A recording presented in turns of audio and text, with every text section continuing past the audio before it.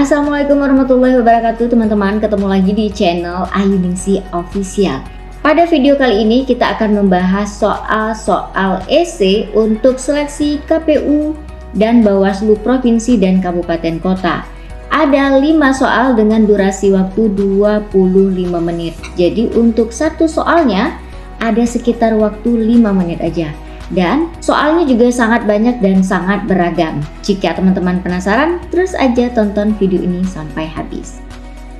Kita mulai aja dengan soal yang pertama. Nanti di akhir soal kita akan lengkapi dengan jawaban. Nah, bagi teman-teman yang mau nyoba untuk jawab dulu untuk sekedar menguji kemampuan diri, silakan aja mempersiapkan alat tulis dan bahan-bahan lainnya yang diperlukan.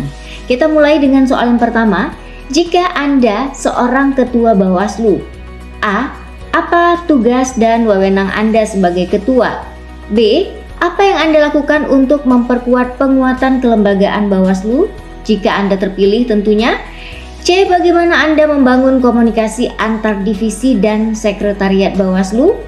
D. Bagaimana cara Anda menyelesaikan masalah internal kelembagaan? 2. A. Sebutkan tugas koordinator dan wakil koordinator Bawaslu _KPU. B.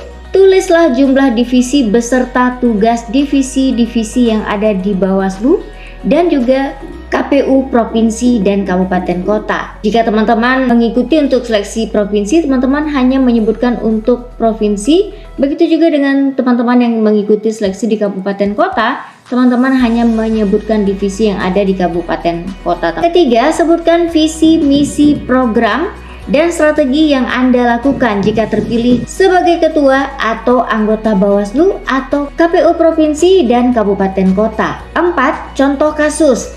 Tahapan verifikasi faktual partai politik peserta pemilu tahun 2024 telah dimulai. Namun, hingga menjelang penutupan pendaftaran, KPU tidak melakukan penelitian dan verifikasi faktual terhadap pendaftaran partai politik tertentu.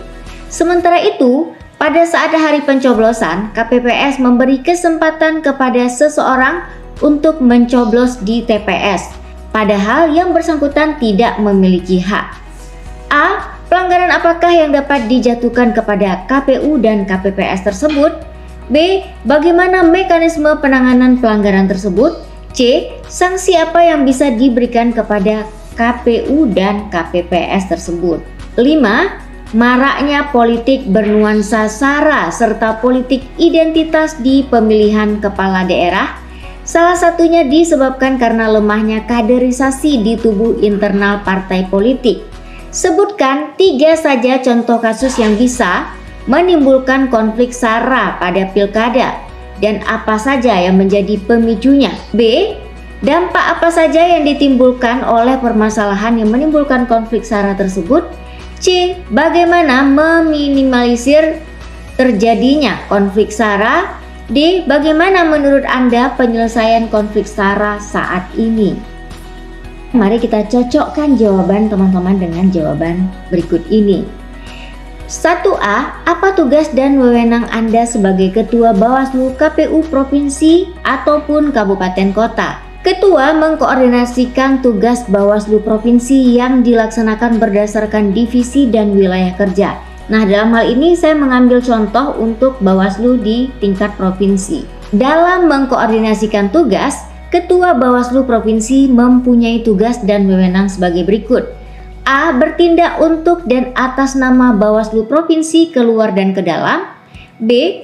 Memimpin rapat pleno dan seluruh kegiatan Bawaslu Provinsi. C. Menetapkan dan menandatangani keputusan Bawaslu Provinsi dan tata naskah dinas lainnya. D. Mengkoordinasikan dan mengendalikan pelaksanaan tata kerja dan pola hubungan antar divisi dan antar wilayah. E. Memastikan Kepala Sekretariat Bawaslu Provinsi beserta jajarannya menyampaikan laporan pertanggungjawaban baik secara periodik maupun sesuai kebutuhan. Mengkoordinasikan pengembangan strategis kelembagaan di Bawaslu Provinsi sesuai dengan arahan Bawaslu. Merencanakan dan menyusun program dan kegiatan pengawasan pemilu dan pemilihan di Bawaslu Provinsi sesuai dengan arahan Bawaslu. Memastikan pelaksanaan tugas, wewenang, dan kewajiban diputuskan dalam rapat pleno sesuai dengan ketentuan peraturan perundang-undangan. meminta penjelasan atas pelaksanaan tugas, fungsi, dan kerja kesekretariatan kepada Kepala Sekretariat Bawaslu Provinsi dan garis miring atau jajaran Sekretariat Bawaslu Provinsi secara langsung sesuai dengan ketentuan peraturan perundang-undangan. Mengkoordinasikan penyiapan dan penyusunan rencana kebijakan program dan anggaran Bawaslu Provinsi, menindaklanjuti setiap usulan anggota Bawaslu Provinsi untuk mengadakan rapat pleno, melakukan pengendalian, supervisi, dan evaluasi terhadap perencanaan dan pelaksanaan program, serta perencanaan dan penggunaan anggaran Bawaslu Provinsi dan Kabupaten Kota, melakukan pengendalian dan supervisi terhadap pelaksanaan tugas, wewenang, dan kewajiban Bawaslu Provinsi, melakukan evaluasi kesekretariatan secara berkala untuk pemberian penghargaan dan sanksi, serta pelaksanaan promosi, mutasi, dan rotasi kepada jajaran Sekretariat Bawaslu Provinsi melalui Bawaslu kepada Sekretaris Jenderal Bawaslu dengan memperhatikan pertimbangan dari divisi yang membidangi sumber daya manusia dan organisasi, melakukan evaluasi terhadap Kepala Sekretariat Bawaslu Provinsi dan garis miring atau jajaran sesuai dengan ketentuan peraturan perundang-undangan berdasarkan hasil rapat pleno dengan memperhatikan pertimbangan dari divisi yang membidangi sumber daya manusia dan organisasi serta meneruskan hasilnya kepada Bawaslu, melakukan konsultasi dan melaporkan setiap kebijakan strategis kepada Bawaslu sesuai dengan ketentuan peraturan perundang-undangan. Jawabannya sangat panjang ya teman-teman, karena saya membuatnya itu secara lengkap dan detail. Tapi pada saat menjawab nanti teman-teman pastikan durasi waktunya. Setiap soal itu akan dikalkulasikan waktunya 5 menit. Jadi teman-teman tidak perlu menuliskan semuanya, tapi teman-teman cukup menuliskan beberapa hal saja sesuai dengan ketersediaan waktu yang tersedia. Kita lanjut untuk pertanyaan nomor 1 B, C, dan D. Apa yang Anda lakukan untuk memperkuat penguatan kelembagaan Bawaslu? Bagaimana membangun komunikasi antar divisi dan sekretariat Bawaslu? Bagaimana cara Anda menyelesaikan masalah internal kelembagaan Bawaslu? Jawabannya adalah bebas, tergantung teman-teman semuanya, karena pada saat teman-teman berniat mengikuti seleksi, tentunya teman-teman sudah mempersiapkan makalah personal. Nah, untuk pertanyaan ini, jawabannya itu sangat erat hubungannya dengan makalah personal yang sudah teman-teman persiapkan. Jadi pastikan teman-teman membuat makalah personal itu secara detail, lengkap, sehingga pada saat ujian EC nanti teman-teman sudah gampang, artinya nggak perlu mikir lagi, hanya tinggal memindahkan makalah personal ke dalam lembar jawaban. 2. Sebutkan tugas koordinator dan wakil koordinator Bawaslu ataupun juga KPU. Nah, di sini saya juga mengambil contoh untuk Bawaslu berdasarkan Peraturan Badan Pengawas Pemilihan Umum Republik Indonesia Nomor 3 Tahun 2022 tentang Tata Kerja dan Pola Hubungan Pengawas Pemilihan Umum. Teman-teman tentunya juga harus membaca per Bawaslu yang ini ya, karena soalnya biasanya juga banyak keluar di sini. Jadi untuk beberapa peraturan lainnya yang dikeluarkan oleh Bawaslu ataupun juga KPU, pastikan teman-teman juga sudah membaca dan menguasainya. Koordinator divisi mempunyai tugas yang pertama, mengkoordinasikan pelaksanaan tugas divisi, mengambil keputusan yang berkaitan dengan pelaksanaan tugas divisi, memberikan pertimbangan dan masukan kepada Ketua Bawaslu Provinsi berkaitan dengan pelaksanaan tugas divisi, dan melakukan pengendalian dan pemantauan tugas divisi. Sedangkan wakil koordinator divisi mempunyai tugas membantu koordinator divisi dalam pelaksanaan tugas divisi, bersama dengan koordinator divisi dalam pengambilan keputusan berkaitan dengan pelaksanaan tugas divisi yang diampu, memberikan masukan kepada koordinator divisi berkaitan dengan pelaksanaan tugas divisi diampu, mewakili koordinator divisi ketika koordinator divisi berhalangan, dan bersama dengan koordinator divisi melakukan pengendalian dan pemantauan tugas divisi. Berikutnya, berapa jumlah divisi yang ada di Bawaslu Provinsi dan juga Bawaslu Kabupaten Kota. Nah, teman-teman juga harus menyesuaikan dengan jumlah anggota komisioner di provinsi masing-masing. Begitu juga dengan kabupaten kota yang jumlahnya tentunya disesuaikan dengan jumlah kepadatan penduduk di wilayah tersebut. Nah, kita ambil contoh untuk Bawaslu Provinsi yang memiliki jumlah anggota komisionernya sebanyak 5 orang. Nah, jika komisionernya terdiri dari 5 orang, artinya ada 4 divisi. Yang pertama, Divisi Sumber Daya Manusia, Organisasi Pendidikan dan Pelatihan, Divisi Pencegahan, Partisipasi Masyarakat dan Hubungan Masyarakat, Divisi Hukum dan Penyelesaian Sengketa, dan Divisi Penanganan Pelanggaran Data dan Informasi. Bagi Bawaslu Provinsi yang memiliki jumlah anggota komisionernya 7 orang, ada 6 divisinya, yaitu Divisi Sumber Daya Manusia dan Organisasi, Divisi Pencegahan dan Partisipasi Masyarakat, Divisi Hukum, Pendidikan dan Pelatihan, Divisi Penyelesaian Sengketa, Divisi Penanganan Pelanggaran, dan Divisi Hubungan Masyarakat, Data dan juga Informasi. Pastikan jawaban teman-teman itu sedikit padat tapi benar ya. Dan di sini saya hanya menguraikan supaya teman-teman juga lebih gampang membaca, tidak perlu bolak-balik lagi ke peraturan-peraturan Bawaslu. Untuk Divisi Sumber Daya Manusia, Organisasi Pendidikan dan Pelatihan mengkoordinasikan pelaksanaan tugas Bawaslu Provinsi sebagai berikut. Mulai dari perencanaan dan penyusunan anggaran dalam penyelenggaraan pengawasan pemilu dan pemilihan, perencanaan dan penyusunan strategi pengembangan sumber daya manusia dan kelembagaan pengawasan pemilu dan pemilihan, perencanaan penyusunan kebijakan teknis dan penjaminan mutu pendidikan dan pelatihan Bawaslu, Kabupaten Kota, Panwaslu Kecamatan, Panwaslu Kelurahan Desa, dan pengawas TPS, masyarakat, saksi, peserta pemilu dan pemilihan, dan pegawai kesekretariatan, pelaksanaan pendidikan dan pelatihan Bawaslu Kabupaten Kota, Panwaslu Kecamatan, Panwaslu Kelurahan Desa, dan pengawas TPS dan pegawai kesekretariatan serta saksi peserta pemilu dan pemilihan. Pembinaan Bawaslu Kabupaten Kota, Panwaslu Kecamatan, Panwaslu Kelurahan Desa, dan pengawas TPS serta pegawai kesekretariatan. Pemantauan pelaksanaan tata laksana dan kesekretariatan, pengadministrasian basis data Bawaslu Kabupaten Kota, Panwaslu Kecamatan, Panwaslu Kelurahan Desa, dan pengawas TPS serta kesekretariatan. Sosialisasi dan peningkatan kapasitas di bidang sumber daya manusia, kelembagaan dan garis miring atau organisasi Bawaslu Kabupaten Kota, Panwaslu Kecamatan, Panwaslu Kelurahan Desa, dan pengawas TPS. Pemantauan dan evaluasi program serta kegiatan pemilu dan pemilihan, pelaksanaan pendidikan dan pelatihan Bawaslu Kabupaten Kota, Panwaslu Kecamatan, Panwaslu Kelurahan Desa, dan pengawas TPS, masyarakat, dan pegawai kesekretariatan serta anggaran.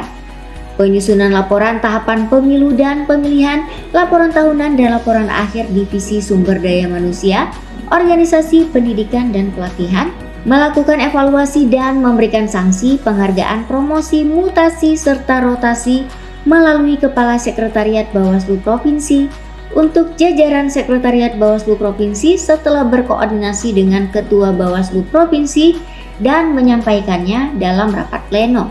Melakukan evaluasi terhadap kinerja Kepala Sekretariat Bawaslu Provinsi dan atau jajaran Sekretariat Bawaslu Provinsi setelah berkoordinasi dengan Ketua Bawaslu Provinsi serta melaporkan pada rapat pleno untuk diteruskan kepada Sekjen Bawaslu dan garis miring atau lembaga terkait sesuai dengan peraturan perundang-undangan. Divisi Pencegahan, Partisipasi Masyarakat dan Hubungan Masyarakat bertugas mengkoordinasikan pelaksanaan tugas Bawaslu Provinsi. Yang pertama, penyusunan dan pelaksanaan program, strategi dan teknis pencegahan pelanggaran dalam bentuk partisipasi masyarakat, hubungan masyarakat, serta hubungan antar lembaga.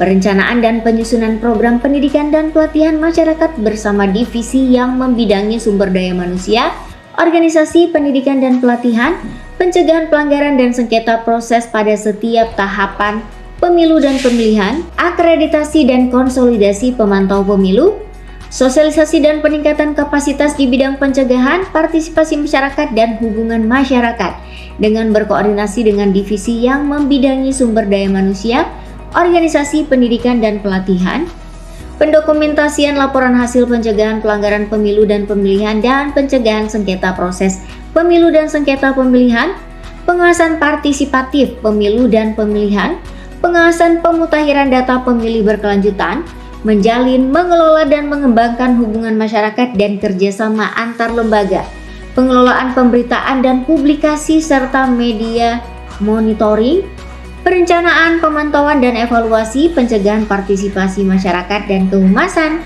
pendokumentasian dan penyusunan laporan hasil, pencegahan pelanggaran netralitas aparatur sipil negara, netralitas anggota Tentara Nasional Indonesia, dan netralitas anggota Kepolisian Republik Indonesia, pencegahan pelanggaran politik uang, pencegahan pelanggaran pemilu dan pemilihan, dan pencegahan sengketa proses pemilu dan sengketa pemilihan, laporan tahunan dan laporan akhir Divisi Pencegahan, Partisipasi Masyarakat dan Hubungan Masyarakat, mengidentifikasi dan memetakan potensi kerawanan serta pelanggaran pemilu dan pemilihan dengan berkoordinasi dengan Ketua Bawaslu Provinsi dan anggota Bawaslu Provinsi yang membidangi Divisi Sumber Daya Manusia, Organisasi Pendidikan dan Pelatihan, pendokumentasian laporan hasil pencegahan, pendokumentasian basis data pencegahan dengan dikoordinasikan bersama divisi yang membidangi penanganan pelanggaran data dan informasi.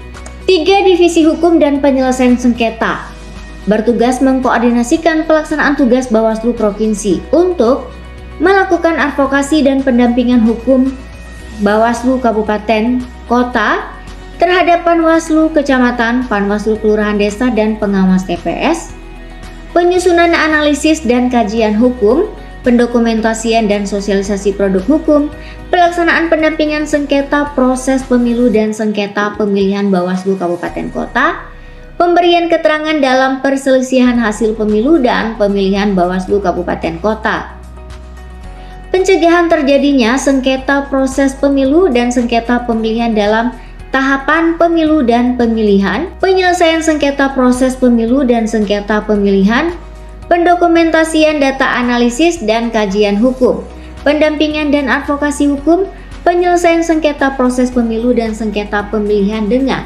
berkoordinasi dengan divisi yang membidangi penanganan pelanggaran data dan informasi, pengawasan pelaksanaan putusan sengketa proses pemilu dan sengketa pemilihan, sosialisasi dalam bidang hukum, penyelesaian sengketa proses pemilu dan sengketa pemilihan, peningkatan kapasitas pengetahuan hukum kepemiluan bagi masyarakat, dan penyelesaian sengketa pemilu dan pemilihan dengan berkoordinasi dengan divisi yang membidangi sumber daya manusia, organisasi pendidikan dan pelatihan, pemantauan, supervisi dan evaluasi dalam bidang hukum dan penyelesaian sengketa proses pemilu dan sengketa pemilihan, penyusunan laporan tahapan pemilu dan pemilihan, laporan tahunan dan laporan akhir Divisi Hukum dan Penyelesaian Sengketa. 4. Divisi Penanganan Pelanggaran Data dan Informasi bertugas mengkoordinasikan pelaksanaan tugas Bawaslu Provinsi, penerimaan laporan dan garis miring atau temuan dugaan pelanggaran pemilu dan pemilihan, pengkajian dan tindak lanjut laporan dan garis miring atau temuan dugaan pelanggaran pemilu dan pemilihan, penanganan dugaan tindak pidana pemilu dan pemilihan,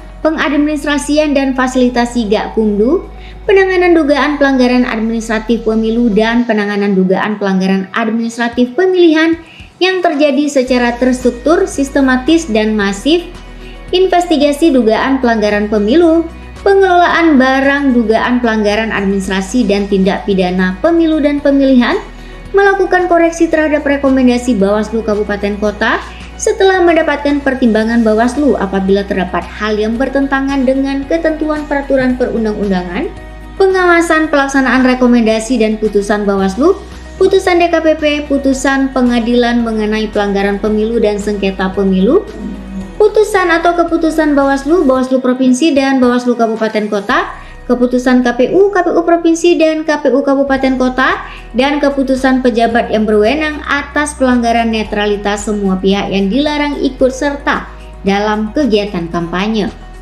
Pendokumentasian laporan dan garis miring atau temuan dugaan pelanggaran pemilu dan pemilihan serta tindak pidana pemilu dan pemilihan, pemantauan dan pengolahan basis data tindak lanjut laporan dan garis miring atau temuan dugaan pelanggaran pemilu dan pemilihan serta tindak pidana pemilu dan pemilihan, sosialisasi di bidang penanganan dugaan pelanggaran serta tindak pidana pemilu dan pemilihan, pengelolaan basis data Bawaslu Kabupaten Kota, Panwaslu Kecamatan, Panwaslu Kelurahan Desa dan pengawas TPS, pengelolaan basis data penyelenggaraan tugas, wewenang dan kewajiban Bawaslu Kabupaten Kota, Panwaslu Kecamatan, Panwaslu Kelurahan Desa dan pengawas TPS, pengelolaan serta pelayanan data dan informasi Bawaslu Provinsi, pendampingan, pemantauan, supervisi dan evaluasi penanganan pelanggaran pemilu dan pemilihan, serta data dan informasi, dan penyusunan laporan tahapan pemilu dan pemilihan, laporan tahunan, dan laporan akhir Divisi Penanganan Pelanggaran Data dan Informasi. Pertanyaan berikutnya, jika Anda terpilih sebagai anggota Bawaslu, apa visi misi, program kerja, dan juga strategi yang akan teman-teman lakukan? Nah, terkait visi misi, program, dan strategi itu juga semuanya ada di makalah personal yang sudah teman-teman buat pada saat teman-teman akan mendaftar sebagai Bawaslu ataupun juga KPU Provinsi dan Kabupaten Kota. Di sini saya hanya mencontohkan beberapa visi misi. Misalnya, visi menjadi lembaga pemilu yang terpercaya dan berintegritas untuk terwujudnya pemilu yang demokratis, jujur, dan adil, dengan misi pertama, meningkatkan kualitas pencegahan dan pengawasan pemilu. Kedua, memperkuat sistem teknologi informasi yang mendukung kinerja pengawasan, penindakan, serta penyelesaian sengketa pemilu yang terintegrasi, efektif, transparan, dan akuntabel dengan melibatkan masyarakat dan kelompok milenial. Memperkuat kelembagaan dan SDM pegawai internal dan pengawasan eksternal yang melibatkan masyarakat. Terwujudnya penyelenggara pemilu yang berkualitas melalui demokrasi, melalui partisipasi pemilih. Ini adalah contoh dan teman-teman bisa melengkapinya sesuai dengan makalah personal yang sudah teman-teman buat. Terkait strategi, di sini kita juga bisa memisahkan atau membedakan terkait strategi internal dan juga strategi eksternal. Nah, di sini saya contohkan secara internal Bawaslu Provinsi bisa melakukan beberapa hal melalui penguatan serta harmonisasi regulasi terkait pemilu atau pemilihan. Upaya penguatan perlu dilakukan terbatas pada substansi peraturan Badan Pengawas Pemilu, khususnya untuk mengevaluasi norma-norma yang masih memberikan ruang multitafsir, di antaranya dengan mengatur lebih komprehensif dan pasti terkait mekanisme dan prosedur penyelesaian sengketa antar peserta pemilu yang efektif dan juga mudah diakses. Kedua, penguatan kuantitas dan kualitas jajaran pengawas pemilu perlu dipersiapkan secara terencana dan terukur untuk membangun profesionalisme kerja, sehingga penyelenggara pemilu akan memberikan rasa kepercayaan publik bahwa penyelenggara pemilu dapat melaksanakan kewajiban yang diberikan secara efektif. Jajaran pengawas pemilu harus memiliki profesionalisme untuk bertindak dengan teliti, akurat, terlatih, dan berkompeten untuk melaksanakan tugas dan kewenangannya.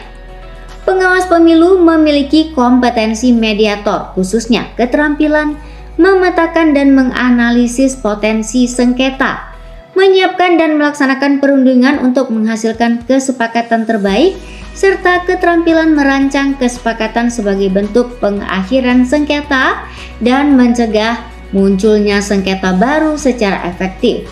Peran pengawas pemilu sebagai mediator dalam penyelesaian sengketa proses pemilu merupakan konsekuensi pelaksanaan kewenangan atributif yang melekat dan diberikan oleh undang-undang. Keterampilan dan keahlian praktis pengawas pemilu dalam mediasi perlu senantiasa dilatih dan dikembangkan.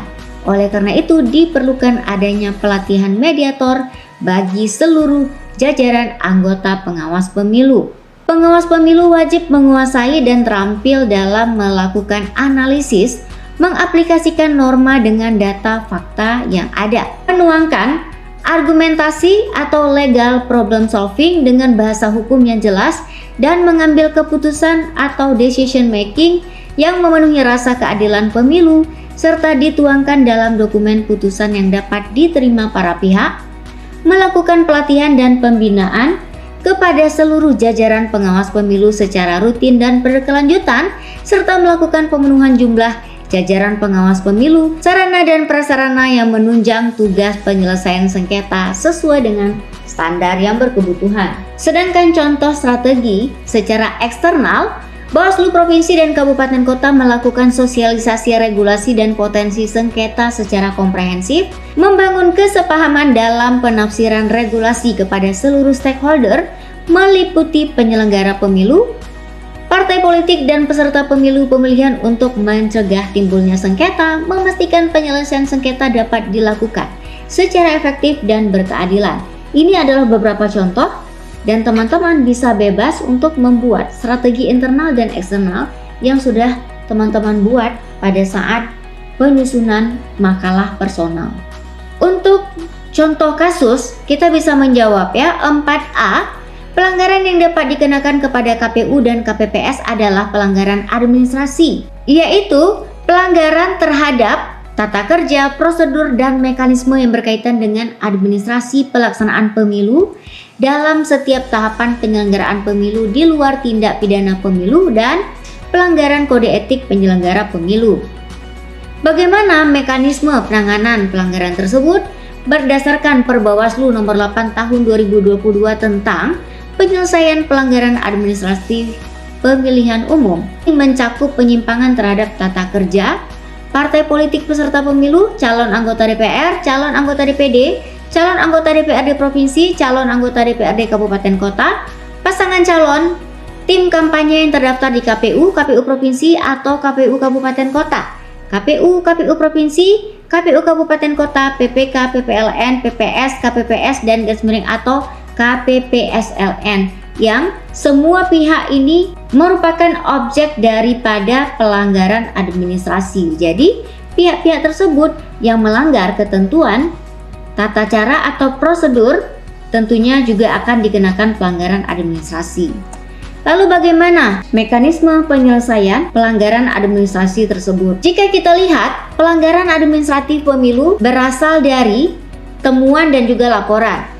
Temuan adalah hasil pengawasan aktif pengawas pemilu yang mengandung dugaan pelanggaran atau laporan yang telah dilakukan kajian awal dan merupakan dugaan pelanggaran administratif pemilu berdasarkan pelaporan dari pelapor, yaitu pihak yang berhak melaporkan dugaan pelanggaran pemilu yang terdiri dari warga negara Indonesia yang telah mempunyai hak pilih, pemantau pemilu, dan garis miring atau peserta pemilu. Sedangkan pihak terlapor merupakan subjek hukum yang kedudukannya sebagai pihak yang diduga melakukan pelanggaran pemilu. Adapun syarat-syarat laporan yang harus dilengkapi adalah terdiri dari syarat formal dan juga syarat material. Syarat formal terdiri dari pihak yang berhak melaporkan, waktu pelaporan yang tidak melebihi batas waktu, keabsahan laporan dugaan pelanggaran yang meliputi kesesuaian tanda tangan dalam formulir laporan dugaan pelanggaran dengan kartu identitas dan tanggal serta waktu pelaporan.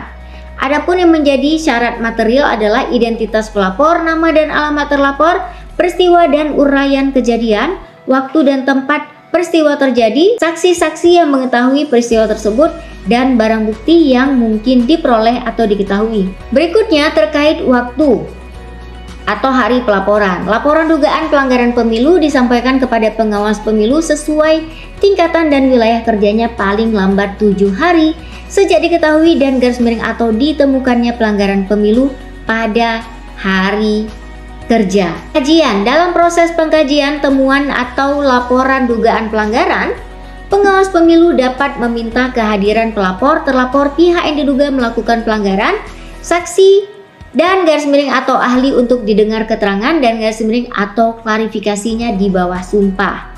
Hasil kajian pengawas pemilu terhadap berkas dugaan pelanggaran dituangkan dalam formulir model A8 yang dikategorikan sebagai berikut. 1. Pelanggaran pemilu pemilihan, kedua bukan pelanggaran pemilu pemilihan, dan ketiga termasuk sengketa pemilu atau pemilihan. Nah, dugaan pelanggaran pemilu sebagaimana dimaksud dapat berupa pelanggaran kode etik penyelenggara pemilu, pelanggaran administrasi pemilu, dan garis miring atau tindak pidana pemilu. Berikutnya, melakukan penerusan pelanggaran. Pengawas pemilu membuat rekomendasi berdasarkan hasil pleno yang menyatakan sebuah pelanggaran atau bukan pelanggaran. Pelanggaran diteruskan sesuai dengan jenisnya sebagai berikut. Pelanggaran administrasi pemilu, pengawas pemilu menyampaikan rekomendasi dan berkas hasil kajian dugaan pelanggaran administrasi kepada KPU, KPU provinsi, KPU kabupaten kota, PPK atau PPS sesuai dengan tingkatan. Khusus untuk pelanggaran administrasi terkait larangan memberikan dan atau menjanjikan uang atau materi lainnya yang dilakukan secara terstruktur, sistematis dan masif dalam pemilihan gubernur, bupati dan wakil bupati, wali kota dan wakil wali kota, Bawaslu provinsi berwenang juga untuk menerima, memeriksa, mengadili dan memutus laporan dugaan pelanggaran tersebut. C. Terhadap sanksi yang bisa diberikan kepada KPU dan KPPS yang melakukan pelanggaran untuk kasus di atas adalah sanksi yang diberikan kepada KPU adalah diperintahkan untuk melakukan penelitian dan verifikasi faktual ulang, sedangkan sanksi yang diberikan kepada KPPS adalah dapat melakukan pemungutan suara ulang. Nah, ini teman-teman jawabannya tentunya sangat panjang, tapi lagi-lagi untuk menjawab teman-teman harus memperhatikan durasi waktu yang tersedia. Jawablah seperlunya, selengkapnya, dan juga detail, tidak perlu semua tapi bisa mewakili yang apabila dicek jawabannya itu adalah benar. Pertanyaan terakhir, jawabannya A. Maraknya politik bernuansa SARA serta politik identitas di pemilihan kepala daerah. Salah satunya disebabkan karena lemahnya kaderisasi di tubuh internal partai politik. Sebutkan 3 saja contoh kasus yang bisa menimbulkan konflik SARA dalam pilkada dan apa saja pemicunya. Contohnya adalah black campaign atau kampanye hitam, berita bohong atau hoax, fitnah, dan juga politisasi SARA. Yang menjadi pemicu terjadinya konflik SARA dalam pilkada adalah kaderisasi tidak berjalan dan rekrutmen calon tidak dilakukan secara demokratis. Kampanye hitam merupakan pendekatan yang paling mudah, murah, dan efektif menjadi basis pemenangan dalam pilkada. Aktor yang terlibat tidak punya integritas dan komitmen untuk berkompetensi secara jujur, adil, kompetitif, dan juga demokratis. B. Dampak dari permasalahan yang memunculkan konflik SARA adalah terjadinya demo-demo dan kerusuhan antara kandidat karena kabar yang disebarkan dapat mengurangi suara yang berdampak pada salah satu pasangan calon, terjadi perpecahan dan perang antar suku agama yang berbeda, terjadinya konflik antar golongan yang menimbulkan kebencian dan berujung pada perpecahan bangsa dan hancurnya keberagaman. C. Bagaimana cara meminimalisir terjadinya SARA? Partai politik perlu mengusung kader-kader yang berkualitas dan berintegritas di pilkada sehingga pertarungan di pilkada tidak diwarnai oleh kampanye-kampanye yang berbau SARA, tetapi pertarungan program-program yang membangun daerah. Menciptakan masyarakat yang melek digital, karena pendidikan bagi warga untuk menjadi pengguna digital yang bijaksana mesti menjadi agenda prioritas, berkesinambungan dan juga terkonsolidasi antar semua pemangku kepentingan terkait pemilu, meliputi KPU, Bawaslu, Kominfo, Kementerian Pendidikan, Kementerian Olahraga, Kementerian Pemberdayaan Perempuan dan Perlindungan Anak, Kemendagri, pemerintah daerah, dan juga masyarakat sipil dan pihak-pihak terkait lainnya. Memberikan pendidikan politik kepada masyarakat agar masyarakat dapat memilih sesuai dengan hati nurani, meningkatkan pengawasan partisipatif untuk melaporkan kasus-kasus yang memicu SARA, memberikan sanksi yang tegas bagi paslon, parpol atau gabungan partai politik serta tim kampanye yang melakukan kampanye hitam, berita bohong, fitnah, dan juga politisasi SARA. D. Penanganan penyelesaian kasus-kasus yang memicu SARA pada pemilihan kepala daerah selama ini dianggap masih lemah, karena itu diperlukan redesain regulasi pemilihan pilkada yang mampu mengantisipasi, mencegah praktek politisasi SARA yang lebih efektif. Sanksi pelanggaran harus dipertegas dan menindak secara tegas pihak-pihak terkait yang melakukan black campaign yang memicu SARA. KPU mestinya bisa mengambil inisiatif untuk mengkonsolidasikan seluruh aktor negara yang memiliki otoritas dan sumber daya untuk bekerja lawan penyimpangan politik SARA, kampanye hoaks, berita bohong, maupun fitnah dalam pilkada dan pemilu. Dengan transparansi, akuntabilitas, dan tindakan yang mengedepankan nilai-nilai demokrasi, kepastian hukum, dan penghormatan pada hak asasi manusia. Meningkatkan soliditas dan konsolidasi gerakan kritis masyarakat sipil dan jurnalisme media melalui bentuk pengawasan yang bisa menjadi penyeimbang dalam pesimisme penegakan hukum pemilu.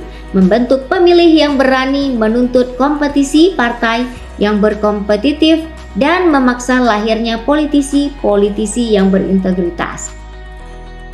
Nah, itu dia teman-teman 5 soal untuk EC seleksi KPU dan juga Bawaslu yang tentunya juga disesuaikan dengan level provinsi atau kabupaten kota 5 soal dengan durasi waktu 25 menit tentunya juga nggak cukup. Jadi lagi-lagi teman-teman bisa meringkas jawabannya secara padat dan jelas. Kalau dilihat mungkin durasi video ini juga lebih dari 25 menit. Karena kenapa? Saya menyampaikan yang detail dan lengkap supaya teman-teman nantinya bisa merangkum dan mengambil intisari atau rangkuman masing-masing. Jadi banyak-banyaklah berlatih untuk menjawab soal dan juga masalah-masalah atau kasus-kasus dalam pemilu dan juga pemilihan, membaca referensi-referensi terkait supaya teman-teman juga akan lebih mudah dalam menjawab soal-soal esai. Terima kasih yang sudah menonton video ini. Sampai jumpa di video berikutnya.